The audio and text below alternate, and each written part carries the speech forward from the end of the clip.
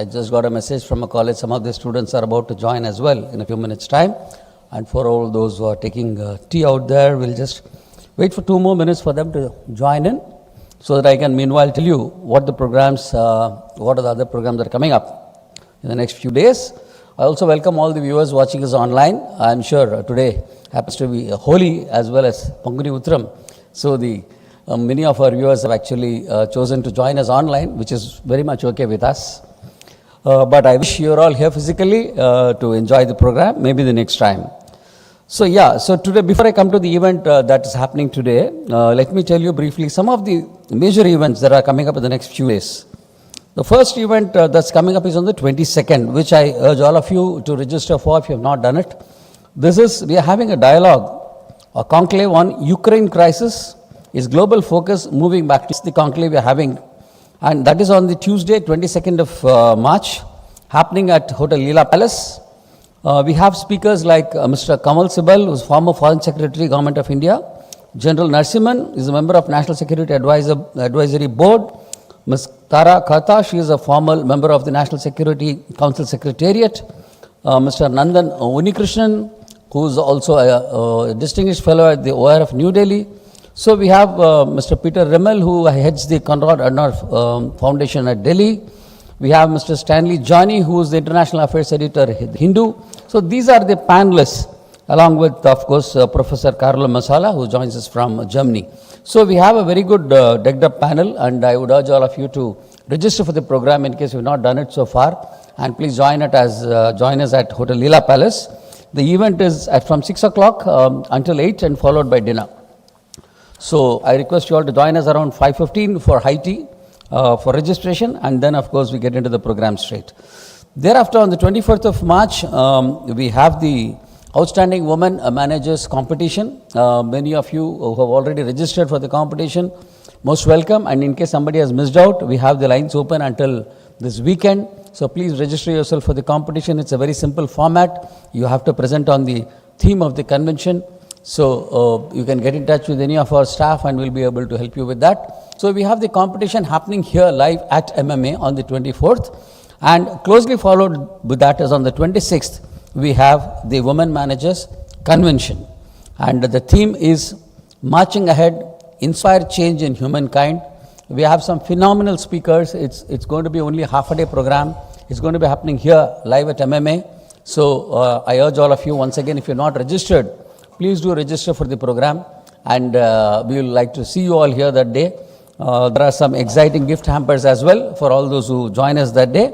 And we have Mr. Vishwanathan Anand and his wife Aruna Anand joining us in the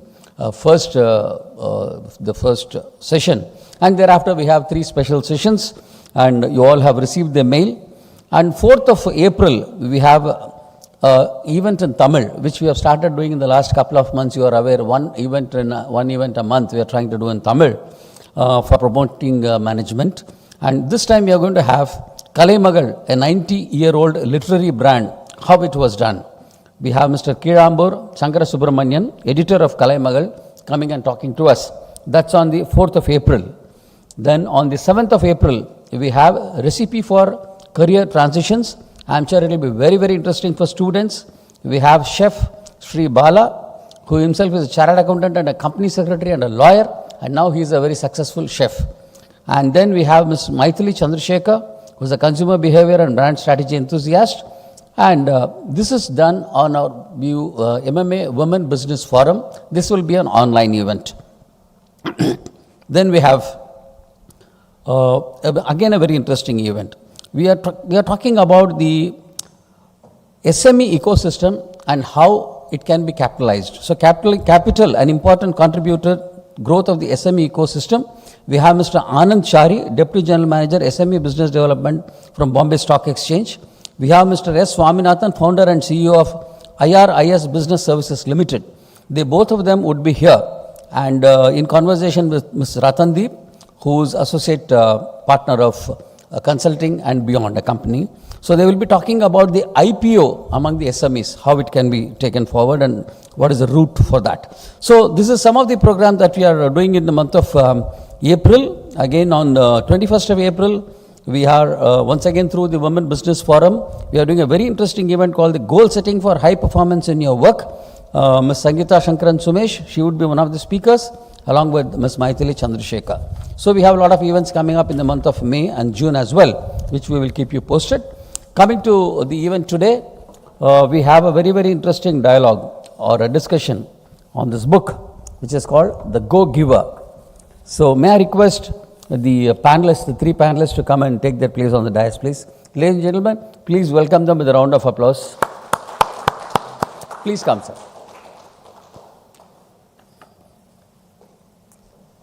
Welcome, sir.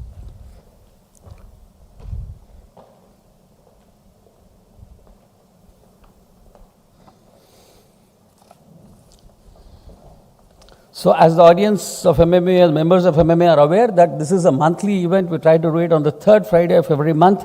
So today happens to be the turn. The program is also facilitated by three of our members. Mr. Babu Krishnamooty is one of them who's doing it today. Thanks, Mr. Babu, for doing it, every quarter. Thanks a lot.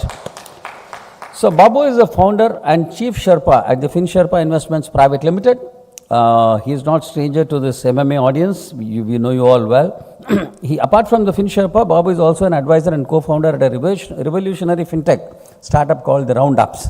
He's written his best-selling book called The Unlocked Secrets to a Wealthy Life, and he was just telling me that he was well on to writing and publishing his second book as well. So we look forward to that. So this is about Babu, and then joining him today in this discussion is Mr. Ravi Vekkatarami. Thanks, Mr. Ravi, for joining us. He is the CEO of Exter Premedia Services, which is also a member company of MMA. Mr. Ravi is the founder and chief executive officer of this company. Prior to founding this company, he worked with several large corporations, advising them on management, transformation, and delivery of content to their constituents across the world. He obtained his bachelor's degree in mechanical engineering from the University of Madras and his MS from University of Texas at Austin. So once again, he's got a very, very celebrated phenomenal corporate career before he became an entrepreneur. He will be sharing his perspectives on the book today along with us. And then we have Mr. Kumar Mallampalli. Thank you, Mr. Kumar, for joining us. His partner, RheninBrucke. I don't know if I pronounced it right. RheninBrucke. Yeah, thanks. So with over 2 decades of experience across automotive, airline, engineering, IT industries, Kumar currently holds the position of partner at RheninBrucke IT Consulting based out of Chennai. So his journey once again is very, very interesting. He is a structural engineer from IIT Madras, and then he moved on to the software side. Into his career started with CAD, structural software development. Thereafter moved on to NIIT Technologies, and he later on moved on to British Airways as a delivery manager, and then comes to automotive industry as a global delivery head. And then he was with Satyam Computers and all that. So once again, a very, very phenomenal, successful career, and after which he is here today to discuss this book. So thank you, gentlemen, for all three of you for joining us this evening. We would come back to the audience with the questions in about 45 minutes' time. Until then, I'll request Mr. Babu to lead the conversation. Mr. Babu.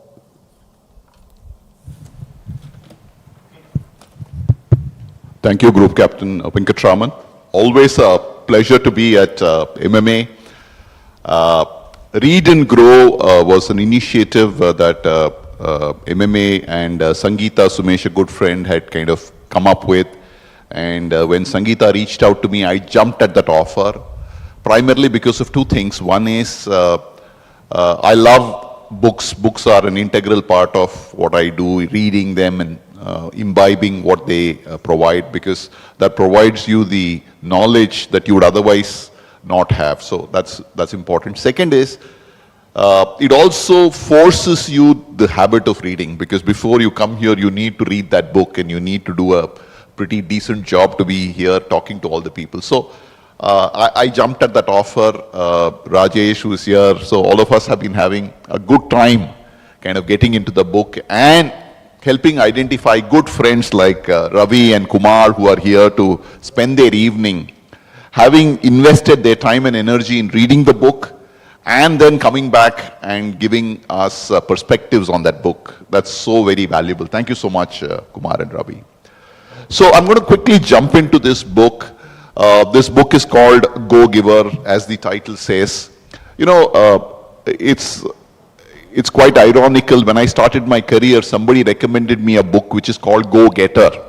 And it was a book I remember very distinctly, that it talks about a young man who goes about with great difficulty achieving things. And it was written in the height of Great Depression, 1930s. And I read that book 70 years later. And I found great relevance in that book at that point in time.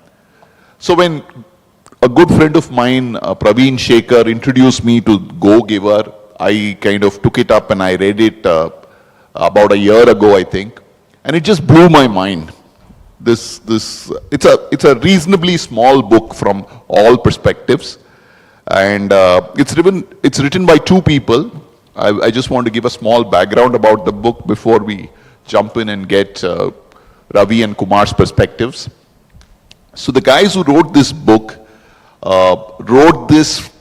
the two guys are Bob Berg and John David Mann, right? And Bob Berg is a kind of a celebrated author in the US. He has written several books. He's sold over 2 million copies of his books are already sold in many languages as well. He's a New York bestseller. He's a speaker as well. He trains, and trainer, sales trainer, organizational trainer, especially on areas relating to sales, marketing, influencing, so on and so forth. And so Bob comes with about 20 years plus of experience in this line, and he has been doing these talks for audiences as small as 100 to as large as 10,000 people. And he has shared the stage with who's who of the world, including a US president in one of his talks. So he's a very celebrated speaker, celebrated author as well. He's one of them. And the other one is John David Mann, who is again, who has been writing many books, sold over 3 million copies of his books. And he's essentially done a variety of things, been an entrepreneur and so on. Currently, he's a consultant and he's principally an author and a speaker. So this is their background. Both are very, very strong thought leaders from very different domains, but come together to provide a great book. Now, I'll give you a small, simple a few thoughts of mine. Why I thought this was a great book that all of us should read. One is, I like the style of the book. Typically, when some of these non-fiction books are written, it's written in a manner in which there's a lot of technical stuff, or sometimes it becomes very dense in its content, so it becomes very difficult to imbibe and read. This book is nothing of that sort. So this book is written as a parable, a kind of a story. It looks at a journey that somebody is having, and it looks at it from that perspective. So it doesn't seem very difficult to read or imbibe, and it goes like a storybook in that sense. The language used, and I was kind of quite amazed at the way, it's very easy to make a complex book. It's very difficult to make a simple book. And this book, believe you me, even a 6th standard student in a class can read without much of a difficulty. So the English language is plain, simple, readable, and understandable. And like I said, it's a simple book, so through the story, each of those concepts are revealed. So you get the natural flow of things. And it's a small book. It's about 130 pages. So it's not like, something that it's not a 500-page book that daunts you, right? When will I complete, so on and so forth. It's a simple book. And I think after I read this book, there were light bulbs in my mind that kind of opened out. So it's that kind of a book. So I'm not trying to sell the book here, but I think it's a great book to be part of the Read and Grow series. So I'm going to kind of pause here and bring Ravi in and get his initial reactions to the book. Over to you, Ravi. Thank you, Babu. So, it's a pleasure to be here. Thanks for having me, MMA, and all of you members. Thanks for showing up. Really appreciate the opportunity. So today is an opportunity that MMA has given me, so I'm really glad to be here to receive. This book is all about giving and receiving, and that's what you'll hear about today as we go forward. This book I have read a couple of times. I read it again recently for this particular event. And each time I read this book, it has a significant impact on me. As Babu said, this is written in a very simple language. It's a simple story. It's easily understandable. And addresses a very basic question we all have. We all want to succeed, right? We all want to achieve something. We all want to get somewhere. And sometimes we're left wondering, how do we do it? Seems to be elusive. How do we get to that particular point? And you often wonder, hey, how do I do this? I see that person, he's successful, she's successful, yet I don't seem to be able to figure it out. And you wonder, hey, let me go to talk to that consultant, let me show up at MMA, let me do these various things. And I think the book also reminds you that oftentimes the answer lies within yourself. And that's difficult to understand, right? Hey, the answer is within myself as to how to solve it. That's what we're going to be talking about today and taking it forward. Kumar, your initial reactions. Thanks, Babu, first of all, and thanks everybody here. It's a great pleasure to be here. Thanks especially for two things. One, for having introduced me to such a wonderful book. I completely agree with what I've heard so far, right? The book is great because of its simplicity, and I just wondered when I read, so many things resonate with what has happened in my life as well. And if I had read this when I was the age of some of the people who are here, it would have been phenomenally useful. That's one thing. Then, of course, the second thing, of course, is a great pleasure to be in MMA. I've been kind of, passing by MMA over the years for a long time, and it's really good to be here and in person at an event, especially doing something I enjoy so much. I love reading books. I read books every single day. And reading this book in one sitting is something, it's happened only to me for the second time in my life. The first time was when I was about to fail an exam and I had to read a book all night. I read from midnight till 6 a.m. and then I gave the exam. This is the second time I have read a book in one single sitting. The reason is it is so very easy to absorb, right? Every time you turn the page, you look forward to what's going to be there. Will this idea actually reinforce what I've already experienced in my life? Is this something that I can use in my coming days as well? So from both aspects, it's a great read, and I think we'll probably dig a little deeper as we go along, but thank you so much. Thank you, Kumar. So like I mentioned earlier, the book kind of transitions through the life, through the eyes of an individual, as he goes through his challenges in his professional career in life, and he views things and he travels through the journey. And along the way, he gets introduced to various characters. And the beauty is that when you think about each of these characters as they appear, you can easily identify these characters in your own life as well. If you read the book, that's another thing which I found very interesting in this. But having said that, the book ultimately talks about 5 laws that it wants all of us to kind of look at. And those are the ultimate, reasons why some of the most successful people are successful, because they've imbibed these consciously or unconsciously in whatever way. These are 5 laws that they have. And the book is meant to kind of take us through and explain in detail these 5 laws and how the protagonist has applied them in that format and so on and so forth. Now my question to Kumar, I come back, is that while reading this book, I kind of resonated with at least some of them, and I said, wow, I'm able to understand, I'm able to appreciate this law, right? And it's happened to me through an incident, so on and so forth. Was there something of that nature when you read the book? And if so, could you share some insight about how? In fact, not just one, right? More than one concept was kind of making me sit up and say, wow, this so strongly correlates to something. But there's one specific thing I just wanted to mention, because this is something which keeps coming back to me again and again. This was about 15 years back. I just moved back to Chennai, And immediately I was asked to travel to US because there was this extremely large deal that we had signed with an automotive OEM.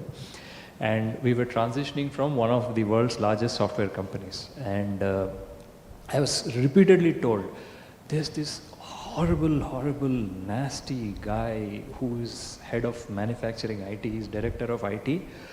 He just kills anybody who walks into his room. You know, and there are people who have come out crying, grown men have come out crying from his room, and you know, you have to be nice to him, you have to be nice to him. You know, it was drilled into me, go and be nice to him, and we need to convert him, then we will be having a cakewalk.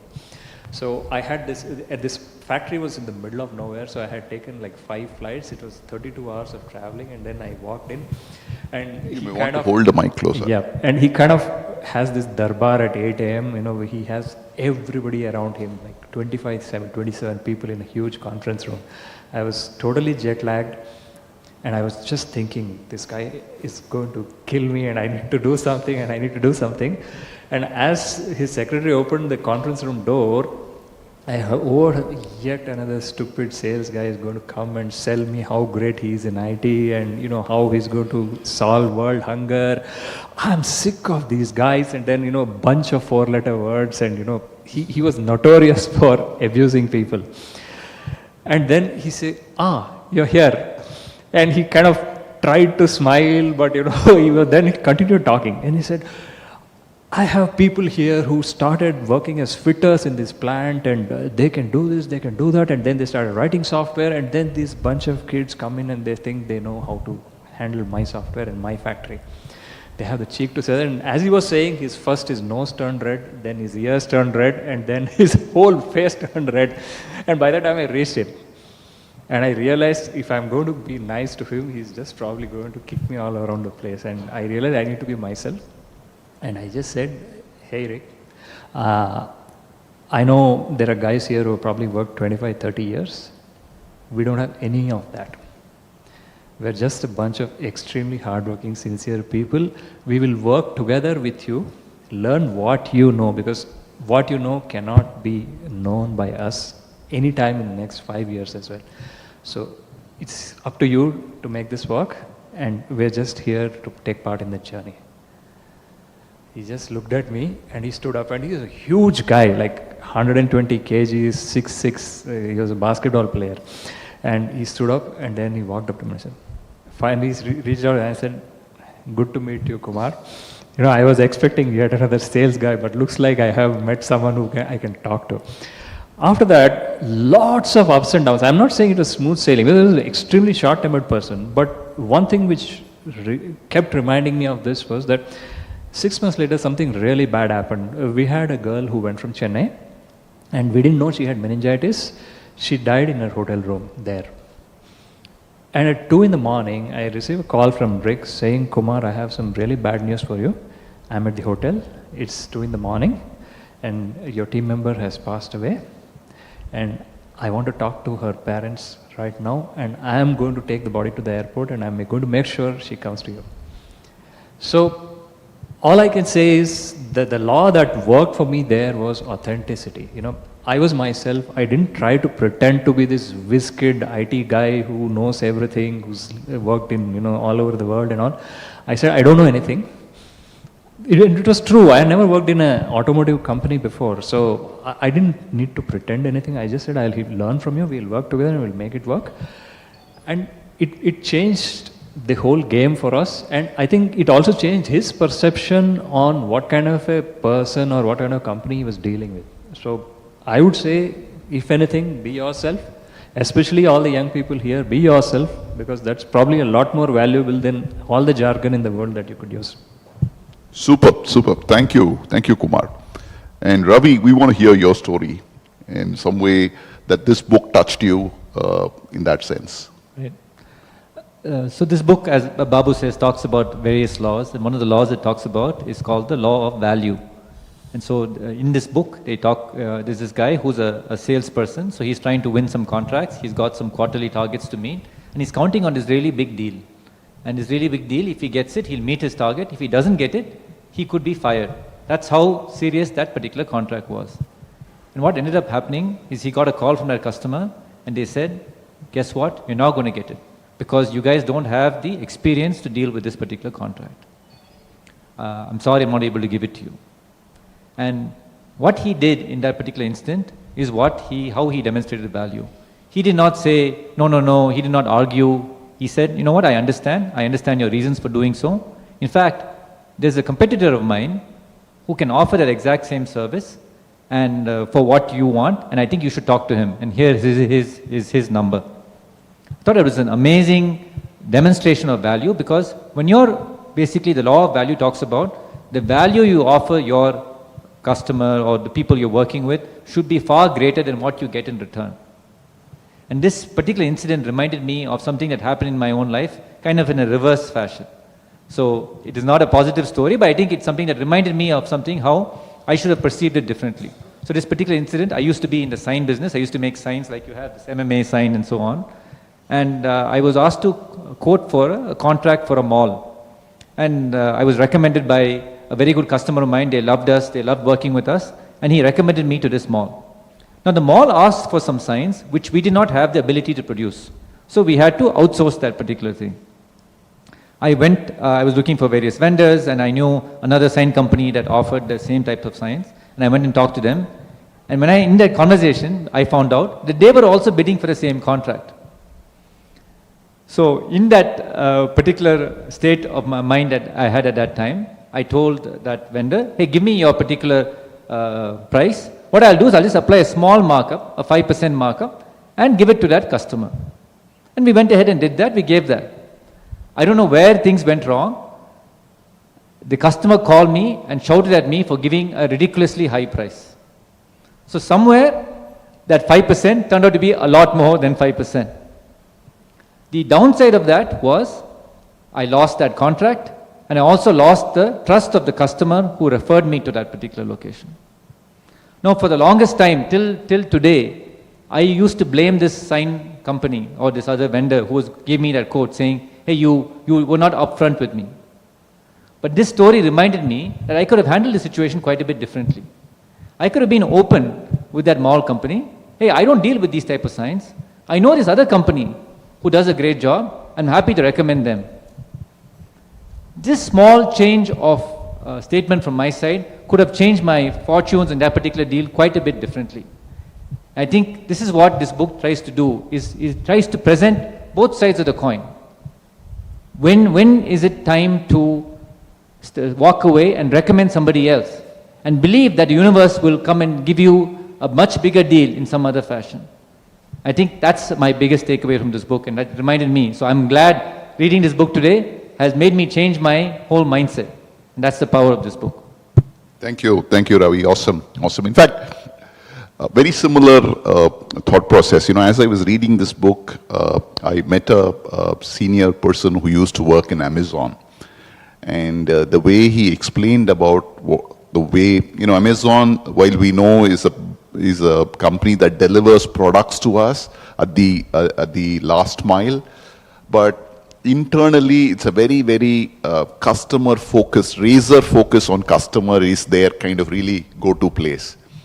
And two things for me stood out for Amazon. I've been reading books for 30 years. And in the good old days when we had Higginbotham's as the only place where you could go buy your books, you would go, there were lots of books there. The way to pick a book which is read, or even in a library, is to find how many people have visited that segment of that. If that book is a little dirty, or in a library if there is kind of dog-eared books, then you know or you sense that more people have read it. And because more people have read it, you believe it's a lot more valuable book maybe you want to read, right? In the absence of anything. The first time I bought a book online on Amazon, probably 20 years or I don't know when, is Amazon did this beautiful feature, they value added, which said, and they still do, is that they always will tell you that people who bought this book also bought this, right?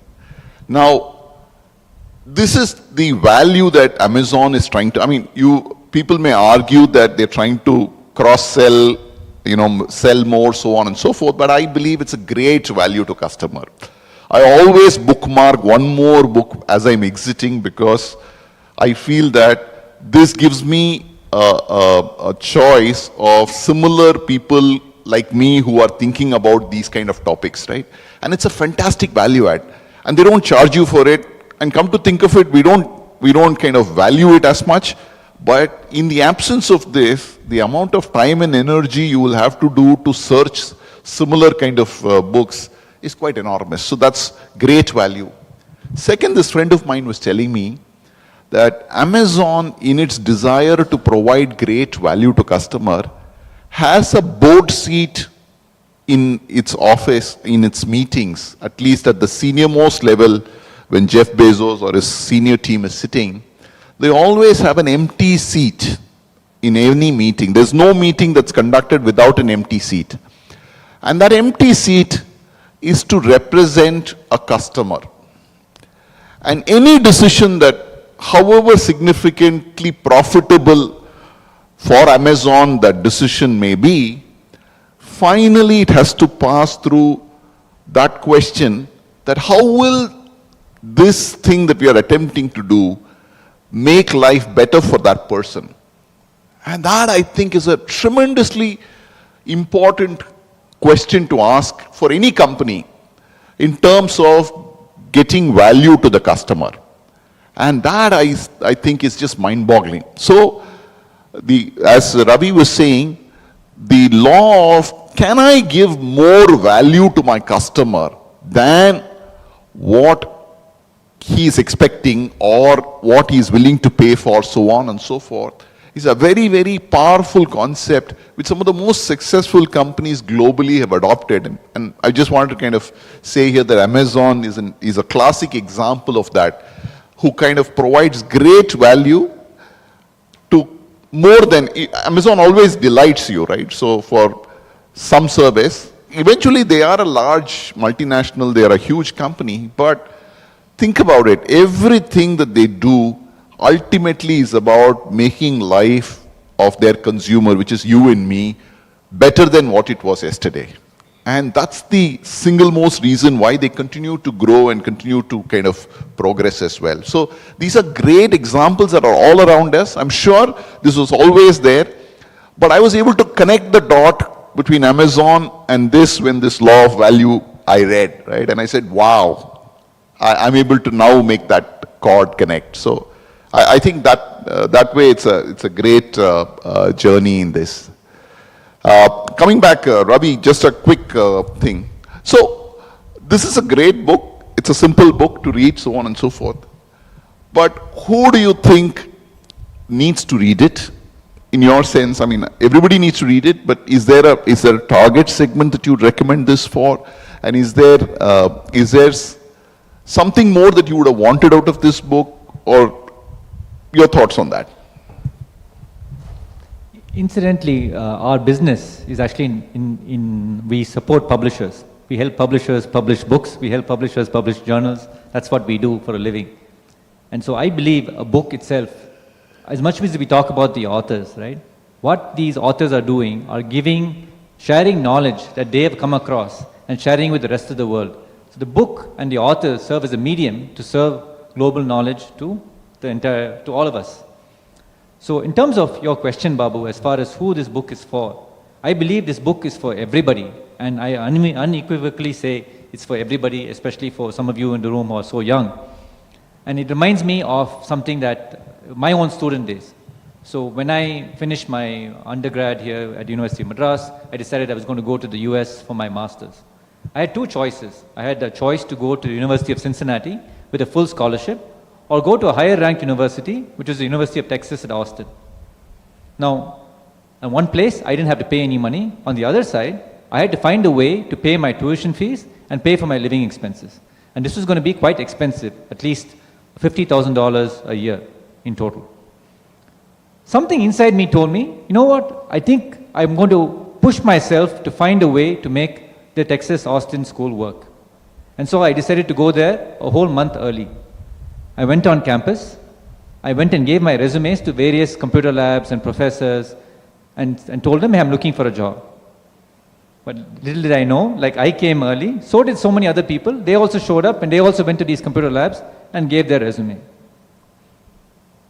Now, here I was, I had committed to this particular decision. I had to make it work. I had no choice. My father had given me enough money to just cover one semester.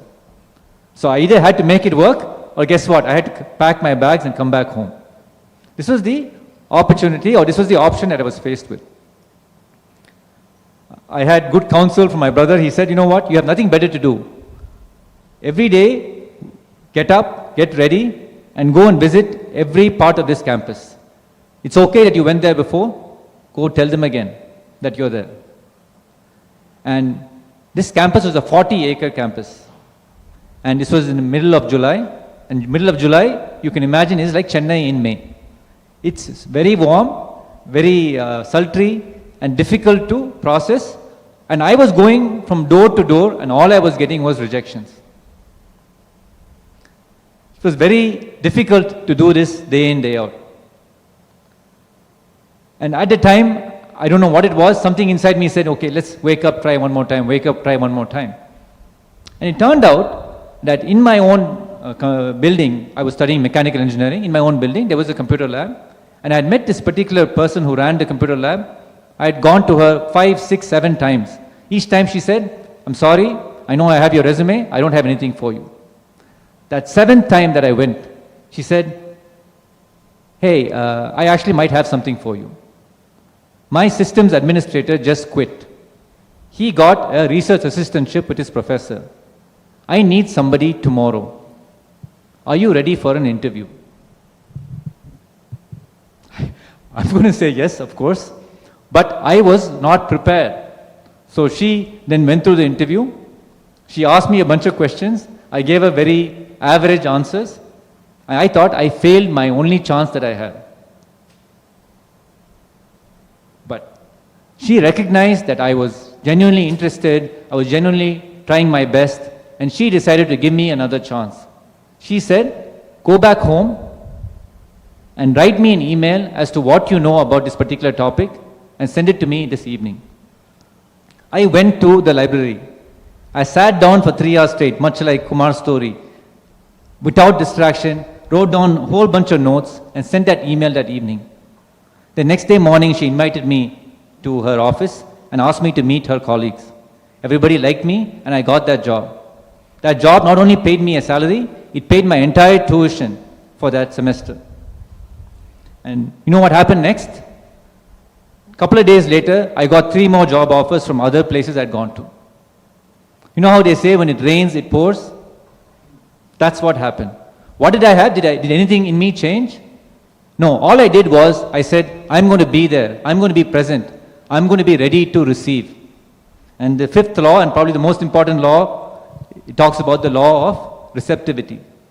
Is sometimes, it's not about who you are. It's not about my position. It's not about what I've achieved. It's really about being genuine, being sincere, and being there. And just that solves most of your problems. So that's my biggest takeaway from this particular book. Thank you, Ravi. Yeah, you can be generous, yeah? Yeah. Kumar, my question to you is, I'm going to bring a character so that I kind of think. So this character called Pinder in the book is a very interesting person, right? He is actually the book in itself. The book evolves thanks to Pinder. Now, Pinder is a kind of a mentor, and so tell us a little bit about what you believe about mentorship, the concept of mentorship, and how has your experience been in terms of mentoring? Because the book evolves through the eyes of Joe and Pinder in that sense, and Pinder is the mentor, and Joe is the mentee in that sense. So give us a little bit so that, and this whole concept of mentor-mentee in the Indian context is always talked about from a startup world alone, right? Here we are introduced to this concept of saying, anybody can be mentored, anybody may want advice. Let me not use mentor as a word or a big concept. Anybody may want advice when they are caught or when they feel stuck at some level. So, give us a little bit about your thoughts on this character and how he kind of plays and your own experiences in that. It's actually, as you mentioned, right, it's a very central theme within the book. Pinder is the person who is like, the equivalent of that in India would be a guru.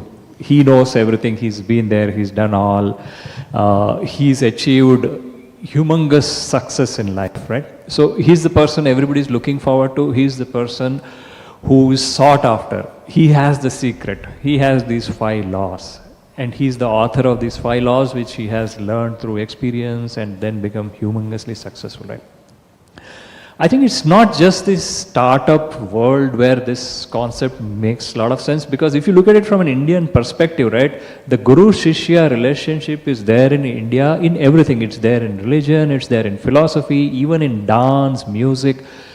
We have internalized this concept over ages. It's just that it kind of has now achieved a connotation that if you have a startup without a mentor, you can't be successful. Having said that, it's absolutely true as well, right? What you can learn discussing, debating with others frequently overshadows what you can by making mistakes. While yes, it's great to make mistakes and learn, we have done many of them. You know, I'm running a startup now, I've made lots of mistakes, so I wake up in the morning and say, what I did 3 days ago, I better not do it again today. So it definitely is there. However, having someone who has thought through, evolved their thought process and done that is the smartest thing to do. And I have had this experience numerous times in my life. When I was in British Airways, we were having lots of challenges. This was very early days for Indian IT. You know, US was a fairly evolved society, but when you go to Europe, they were very conservative.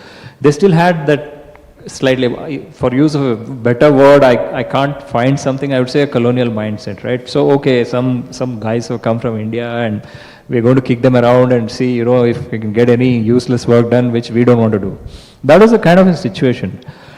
And it was like that for almost a year and a half for me. We struggled, went around, and everywhere we would be like given all the useless jobs, and we kept growing. There was no doubt, because there were a lot of useless jobs to be done. And then finally, I got to know that there's a new person who joined as a delivery head to head all of sales and marketing IT. It was very huge. She had more than 1,000 people working for her. And the first time she met me, she got up, she walked around and she came to me and said, I heard you are from Chennai. I learned Bharatnatyam there. And I'm telling you, the difference she made to what we did and how we could gel, she said, you are not a supplier, you are part of my team. From now onwards, every meeting that my team attends, you will attend with me and you will sit next to me. And nobody is ever going to call you a supplier anymore. You are going to be a colleague, and you're as much a part of British Airways as they are. And then she said, you know what, this is going to work here, this is not going to work here. She used to have tea with me or coffee with me, you know, almost every other day. And she was a very, very busy person, but there was some connect from day one. And she said that if you want to succeed here, this is what you can say, this is what you cannot say, this is what you can do, this is what will work for you. And you know, if you are successful, I am successful. And literally, between the two of us, I could grow the business from almost nothing to $50 million. And she was there until the day I left. And when I was leaving, she took me out for lunch, and I said, it's okay, everything is sorted out, I've made this big checklist, I got like, this person is going to do this, that person is going to do that and all. She said, stop. She said, Kumar, we are the people who are the glue that makes everything stick together. And that cannot be replaced. You can put the best processes in the world, and then when I look back, I realized that was true, you know. Every morning, it was a huge office. The head office is like a city by itself. There are buildings, like 12, 15 buildings far apart, and I used to just keep my bag down and I used to walk. We had 150 people scattered all around those buildings. I would go and meet every single one of them every morning. I'd spend about 1.5 hours going, asking, you have any problem? Are you stuck anywhere? Do you need any help? And I realized this was my way of adding value. I may not sit and work with them, but I was ensuring that nobody is in a foreign land stuck doing something. And it's 15, 20 years now, almost every single person is still in touch with me. And I just feel, I never thought what I was doing then, but I just realized if I was in the same position and somebody did not do this for me, I would be lost and I can't do anything.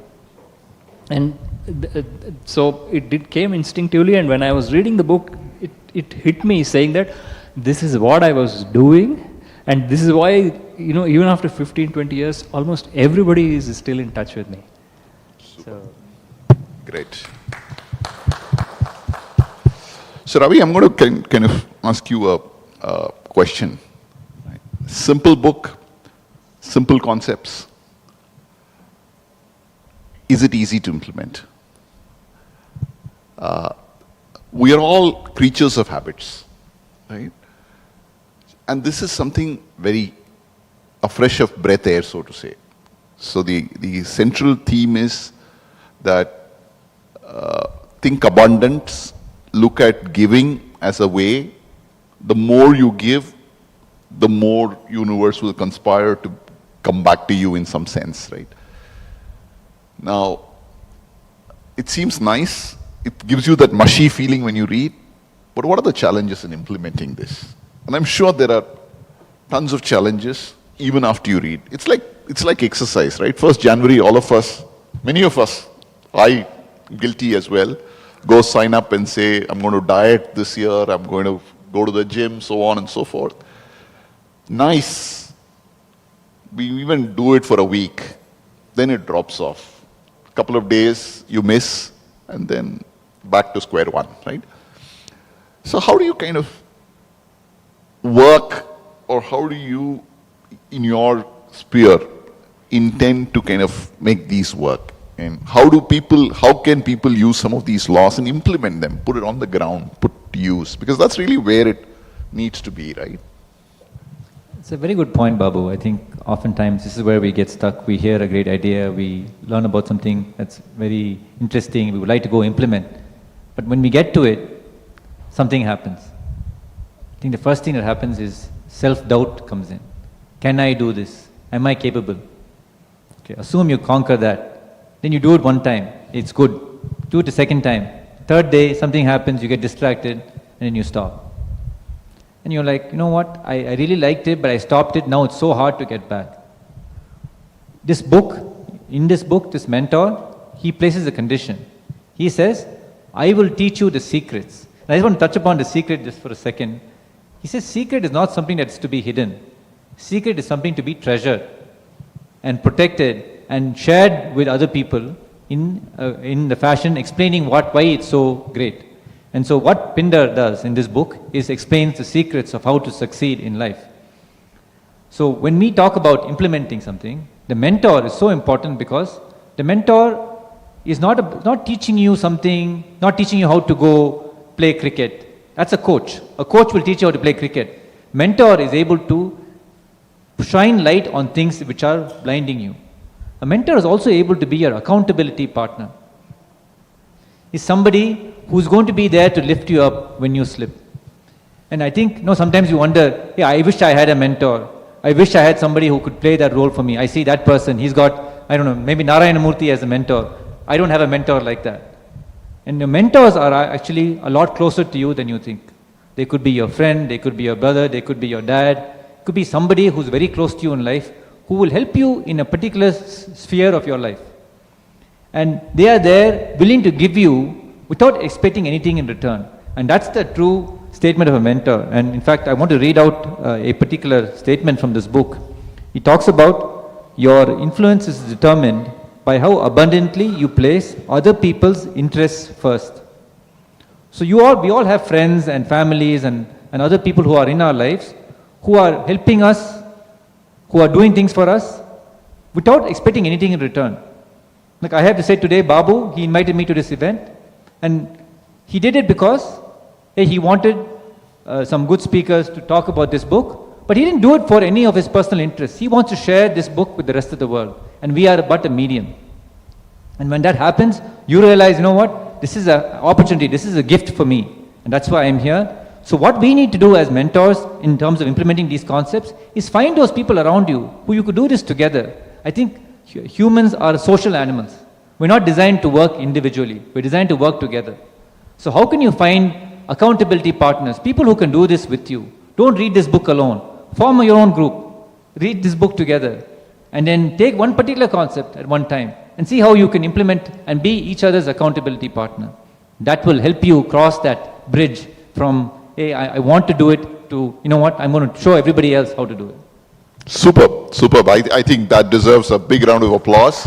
I do think anything that you need to make a change, I think this whole concept of bringing an accountability partner weighs beautifully. It kind of brings that whole thing. So like Ravi said, if you can read this book with at least one more colleague, and if you kind of put timelines to implement, the way in the book Pinder gives Joe the task, then I think you will find it very easy. See, unfortunately, one of the things why we say is, this whole title is Read and Grow, right? So the idea is to read, definitely reading is important, but we also need to implement it on the ground, and that's when the growth happens. And really the second part, I just wanted to take a minute to kind of emphasize on the second part of it, and kind of place it here, that implementation of some of these ideas are crucial to kind of make that change happen in our lives. Now coming back to the book, in that sense, we've covered law of value, I think we covered law of receptivity, and we covered the law of authenticity. We've covered the law. So there are 5 laws. I think the second law is law of compensation, and just so that you know all the 5 laws, the law of compensation I think talks about if you provide value, your compensation is not determined by you, but it's determined by how many people benefit out of your existence. And that's a phenomenal concept to look at, right? So if you look at any wealthy guy today, in that sense, and that's my takeaway, and I'd be very curious to know. When I read that concept, and I looked at who are all the wealthiest guys, right? Jeff Bezos. Jeff Bezos touches every of our lives, right? In the last 20 days, any of us or all of us have ordered something from Amazon. And thanks to Jeff Bezos, right? Similarly, you look at Bill Gates, one of the richest guys. At some point in the last few days, we would have used some Windows software, or we have used a browser, or we have used something of that nature. Mark Zuckerberg, never. So the point is, this is spot on. The more you're able to influence and make a difference to people's lives, the more is your value. These are the richest guys in the world. The reason is that they have been able to add value to the largest number of people, right? I mean, just kind of burns a bulb. So I just wanted your take on this, if there is anything different, or your perspectives. It's absolutely spot on. I have experienced this in real life in multiple situations, okay? But one specific situation I have experienced this, that the more I influence, the compensation is related to how much I can influence, right? After I started my company, I had completely kind of cut myself off from my past, IT consulting and all that kind of world. But suddenly, just like about 3 years ago, just before the pandemic broke out, I got an emergency call from my colleague in Germany, saying that there is a panic situation in one of the world's largest telecom companies.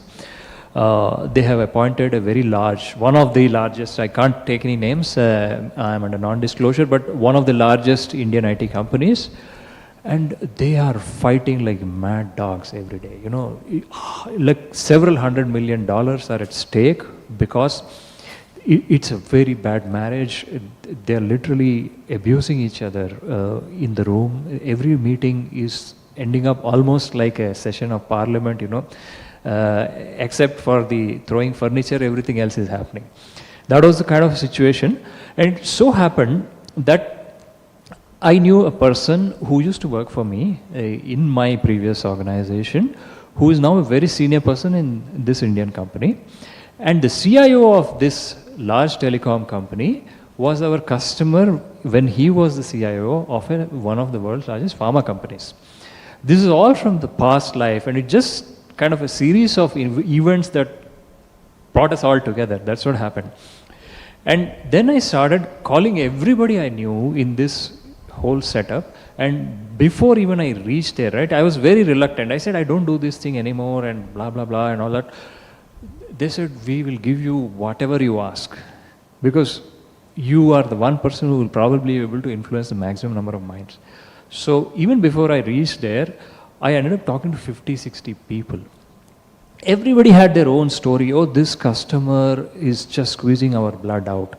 Oh, this service provider has no clue what they're doing. They have just come and sold us a song, and you know, now it's out of tune, whatever.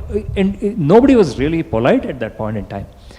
But what I found eventually was, just by being able to influence the largest number of people, I said, I'm giving this 3 months because our startup was at a very sensitive stage at that point in time. I said, if it doesn't work in 3 months, I have to leave because I cannot commit more than this time at this point in time. And in 2 months, I was out of there. All I did was I made them understand that they are all really good professionals, and it was just that somebody oversold, yes. Somebody over-negotiated, yes. None of you are in this room. The sales guy oversold, the purchasing guy over-negotiated. Everybody is unhappy because finally the people left holding the baby are people who have to run this telecom network worldwide. Large networks will shut down if the software stops working. And for these people, yes, you are worried about your annual appraisal because you have to show a profit. This account will not make a profit even for 10 years. But just take a step back, give it 3 months. Believe me, 3 months later, I got a call from the delivery head of that particular business. I had left and I had after that it was only Happy Diwali, Happy New Year and all that. And I got a call saying that we are the first unit in the whole organization. And the customer had 7,000 people working for him.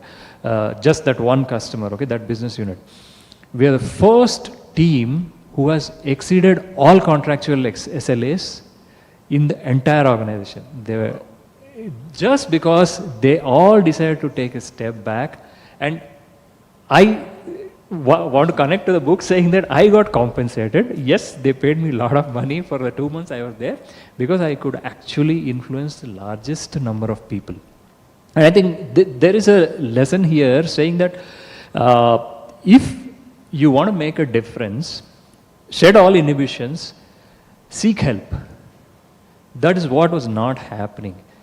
And you will receive. And Ravi was saying this, right? Receiving, also you need to be there. If you don't show up, you cannot receive.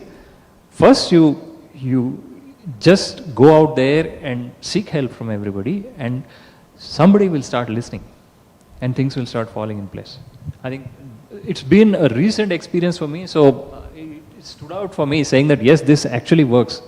It's not like everybody was suddenly very magnanimous. No, they kept fighting, but suddenly one person gave way, saying that if we keep doing this, we'll be doing this for the next 5 years. You know, somebody needs to step back. And it just took one person to be a magnanimous person. Everybody else changed their mind. Superb, superb. You know, one key takeaway from what Kumar said for me is that many a times when we need help, we don't ask for help.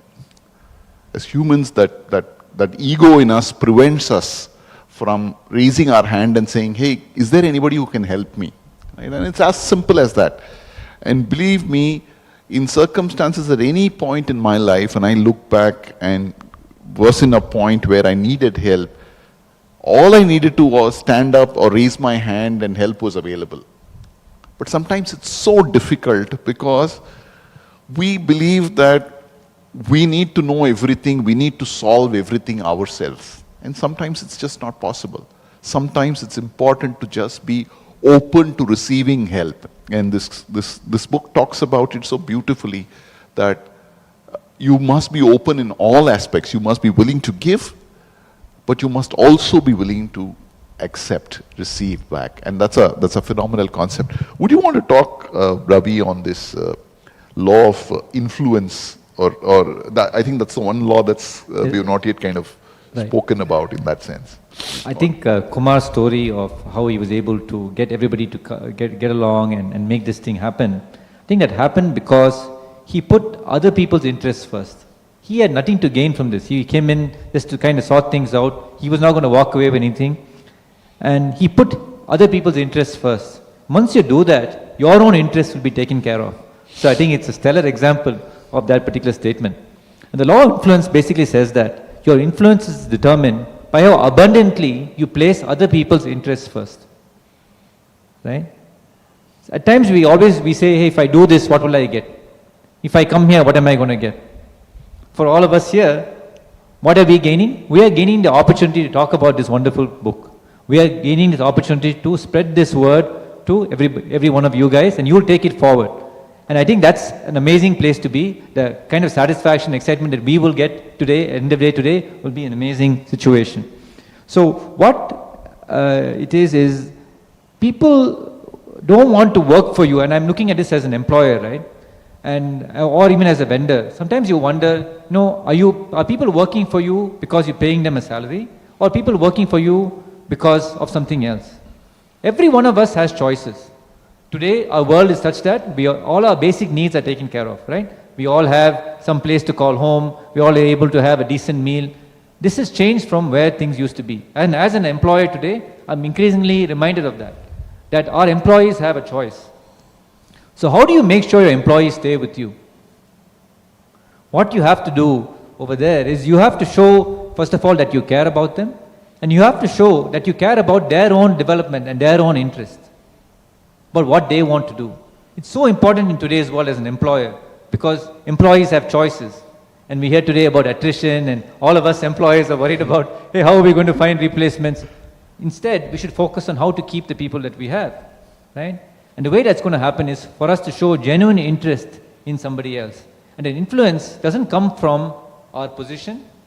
Influence doesn't come from power or money. Influence comes from you being you being genuine, you being sincere, and the results will follow. And I think what you see in life, I'm now well into my middle ages, and the realization is that life is not complicated. Life is actually there. Every day is a new day. Every day is an opportunity for you to read a book and change your whole behavior. We just have to decide to take that next step. And the world will be there to support you. So that belief is a very important, essential aspect of everything that we do. Believe that the universe will support you. You are there on this earth to achieve some purpose. That's why we're all born. We have some purpose. We don't know what it is. We're trying to discover it.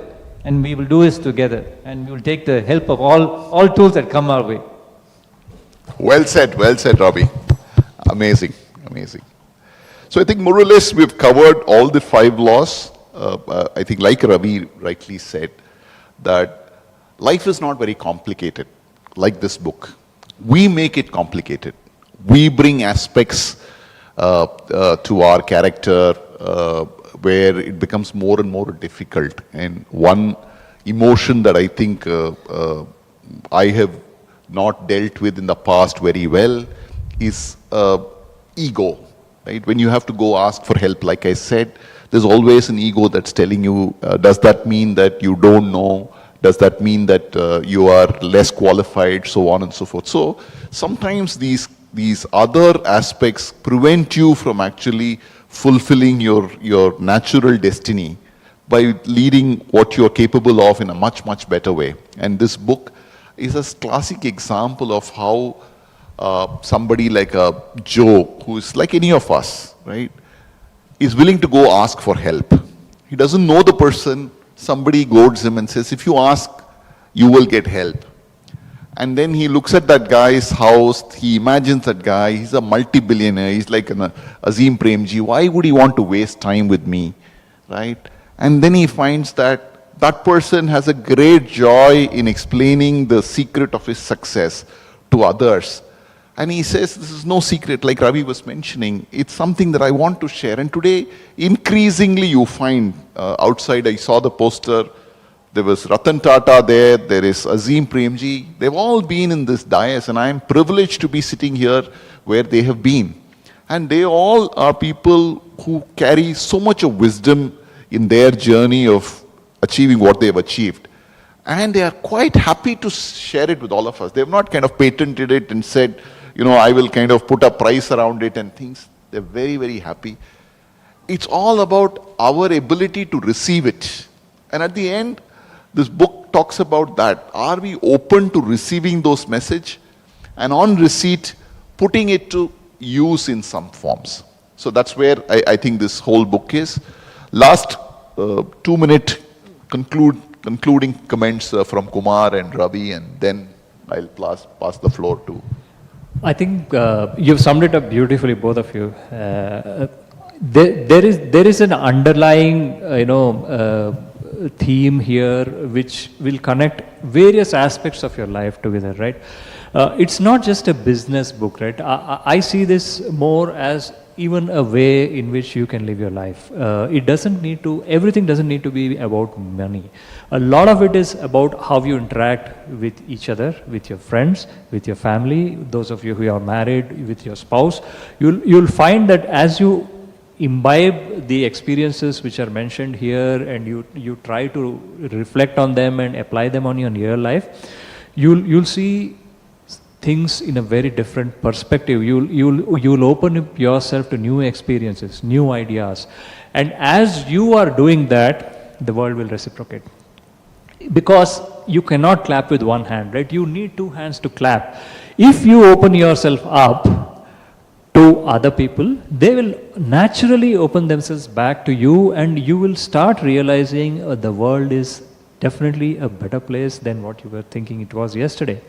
So please go through this book, just think about it a little bit. Maybe you cannot implement everything today, but definitely as you reread this book over a period of time, you will slowly start finding more and more places where this will apply. It can apply those of you who have children and you don't have time, you lead busy lives. Think, how much can I give to my kids? It's not about the money that I am giving for them to go to school or college. How much time am I giving to my kids? Because I think that's the most valuable commodity you can give to anybody. And that is the message of this book. Pindar is giving his time to a young 25-year-old businessman or a sales guy who's struggling. And the time changes his life. Not the money. He doesn't say, I'll give you 100,000, you start a new business. No, he says, I'll give you my time. And my time is more valuable than anything else. I think that's the biggest lesson I get from this book. Absolutely. Brilliant, brilliant, Kumar. I just want to reiterate, paraphrase what Kumar said, is that this book doesn't change you professionally or from a business perspective alone. It changes you as a human being. So in all spheres, your family will find you a better person, everybody around you will find you a better person, or hopefully if you're able to read and imbibe a lot of these principles. Ravi, your 2 minutes. It is a wonderful message, Kumar. I think you have to be there, be ready to share, and the world will keep giving you back. And one thing to point out here is, I think it's so important to love what you do. Oftentimes, you hear about entrepreneurs and they say, I'm going to make my millions by, I'm 30, I'm going to retire at 30, I'm going to retire at 40, and retire at 50. But you look at all these people, like Bill Gates, like Warren Buffett, like Aziz Premji, they're all well into their 70s and 80s, and they continue to be working. And you wonder, why are they doing that? Why are they not retiring? Because they are enjoying what they do. They're enjoying interacting with people. They're enjoying sharing their secrets with everybody else. And I think that's an amazing thing to learn, because the same thing happens in this book. This coach is 78 years old. Yet, he's ready to share at a moment's notice. He says, come tomorrow. There's a lot to learn from that. I think being there and being ready to share is such an important thing.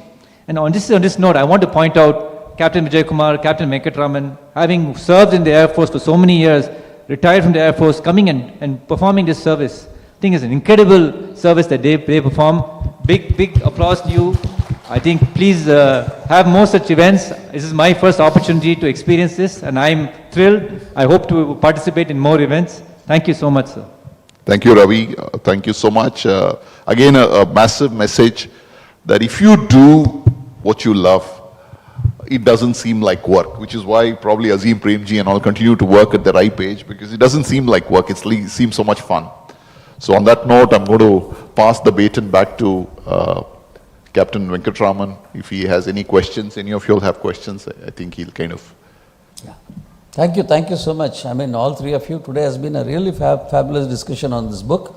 So I think we very nicely, I think you summed up those 5 laws that the book carries, and you also so well related to your own professional and personal lives as well. So a lot of takeaways for the audience who are watching us here, and as well as those who are watching us on live. So anyone here who wants to ask a question to the panel, so we will take 1 or 2 questions here, and then maybe we can move on to some questions which I have received online as well. Anybody here who wants to ask a question to the panelists? So let me go with the first question from online. In case somebody wants to think about a question, you can have the time. So the first question comes from Ms. Babita. Her question is to let me take it to Babu first, because this is about the book. She says, you've talked about choosing a mentor for everybody. How to choose a mentor? So there's a famous saying that when the student is ready, the teacher will appear, right? And I think it's a fabulous truth that I've realized in my life. And mentor is somebody around us all the time, like Kumar was mentioning. At some point in our lives, our mother taught us everything, right? We're all here because your parents, your mother, father were your mentor at that point in time. To look around you, you will find that people who are closest to you, your colleague, your wife or your spouse, and your friends, everybody is a mentor in that sense. Mentor is not somebody who is a fictional figure, doesn't wear a Superman suit and walk around. Anybody who helps you think clearly, makes you a better person is your mentor. And they come in different forms and sizes, and they come in different spheres as well, right? So my ask would be that if you are specifically looking for a mentor in that, keep your eyes and ears open, look around you, that mentor is already there near you. It's just a question of connecting, that's all. Great, thank you so much for that response. Right, anybody here who wants to ask a question, you can always put up your hand and the mic will come to you. So I'll take the next question that has come online. This is from Mr. John. He's a student of engineering. This question is to Mr. Kumar in particular. Sir, you said be yourself.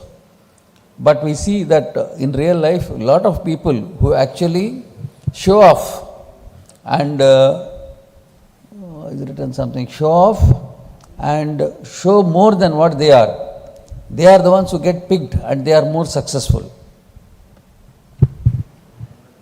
I think that's a more short-term way of looking at it. That's what has been my experience. The short-term way of looking at it is, you wear nice clothes, you speak well, you are nice to your boss, and you will get ahead. But if you have any long-term view of life or career, authenticity always stands out, always. I have noticed repeatedly that people who look like superstars at the age of 25 remain what they were doing at the age of 25, even at the age of 35.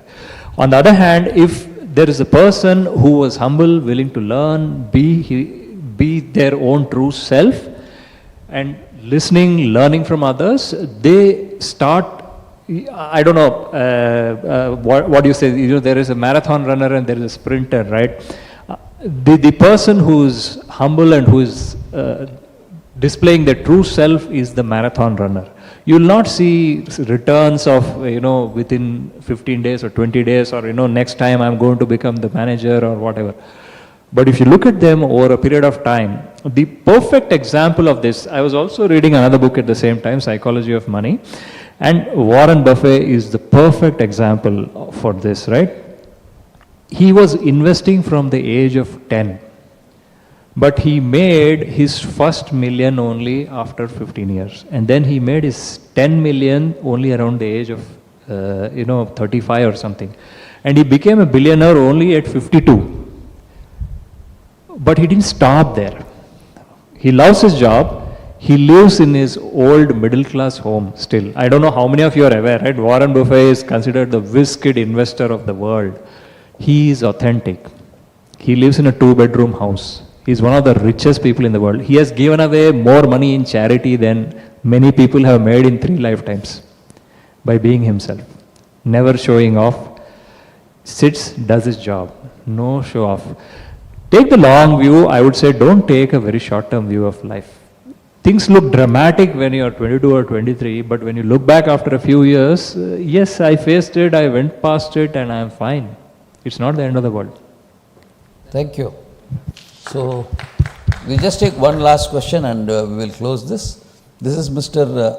Ravi. This is from Mr. Ravi, so let us take it to Mr. Ravi only here. So, Ravi, the question is, sir, I am a small businessman. You said that giving is the best way to get back. So, we can only give from what we get. So, being a small businessman running a small company, how can I be a giver?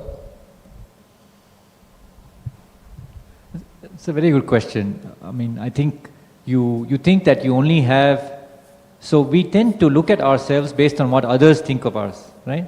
So if say somebody says, oh, you run a small company, you immediately adopt that identity. When in fact, you have a lot more to share than you even realize.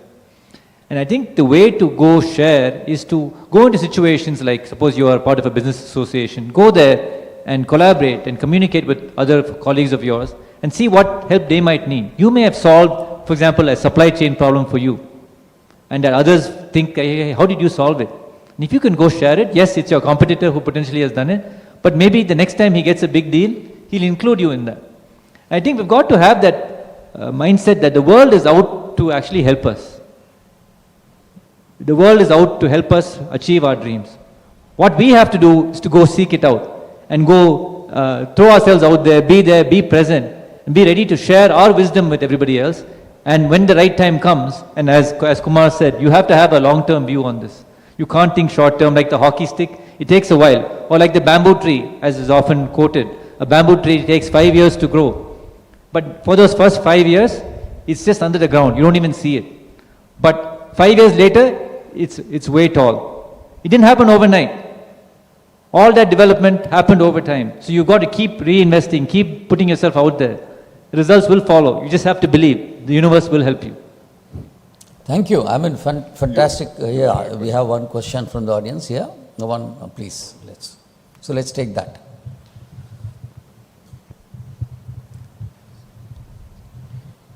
Good evening to all. It was a tremendous pressure for us to hear all excellent panelists here reviewed the book. We have heard about go-getter.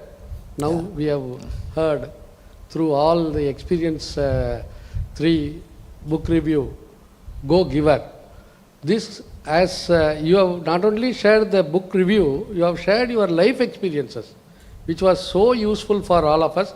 And of course, for the young students who are here, this experience will tremendously help to turn their life. In the book, because I have not read the book, of course, we are going to order through Amazon and going to read, present to our forum review also. So, the go-giver, in the true meaning in the book, how it is transformed to whom? What are the benefit they have got it? Can you share that? It will be a Mr. Babu, would you like to take this and please close this after this? Yeah. Yeah, sure. See, this book, like I said, is written in a form of a parable.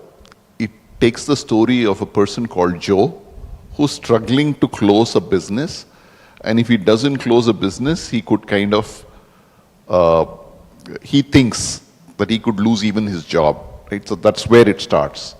And then he's seeking out, and he receives an ominous call that says the order is out of you, and then he transforms that with the advice of Pinder in terms of how I can help even my competitor. Even at my worst time, can I refer my competitor because I think that's a better fit for this job, and so on and so forth. And it takes the journey through. So the book is a small book, so it doesn't end with Joe being a billionaire, right? But what it gives you at the end is that it clearly demonstrates and it gives you signs that every character in that book has become successful thanks to using one law. So there are multiplicity of stories within it.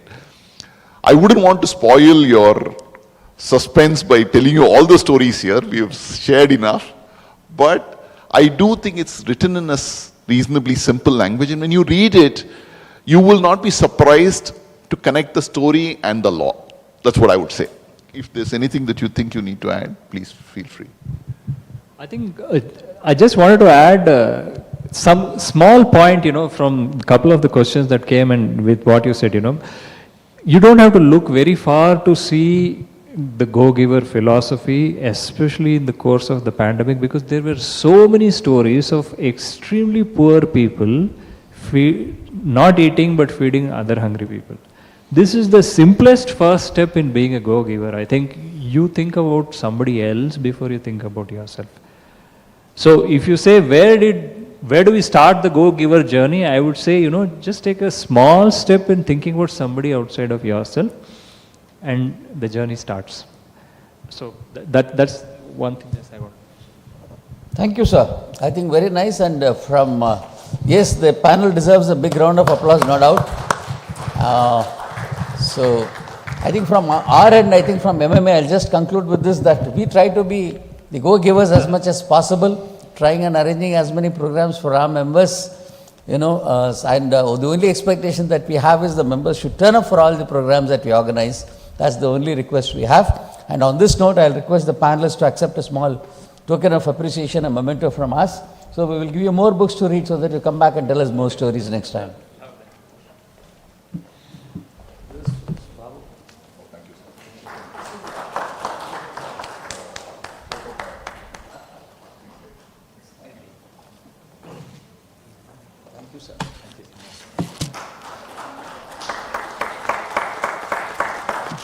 Generosity can start with this.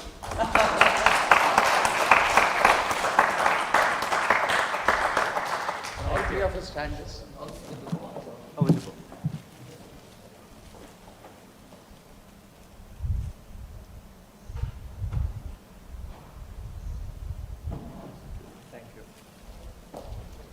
Thank you for all those who joined us online.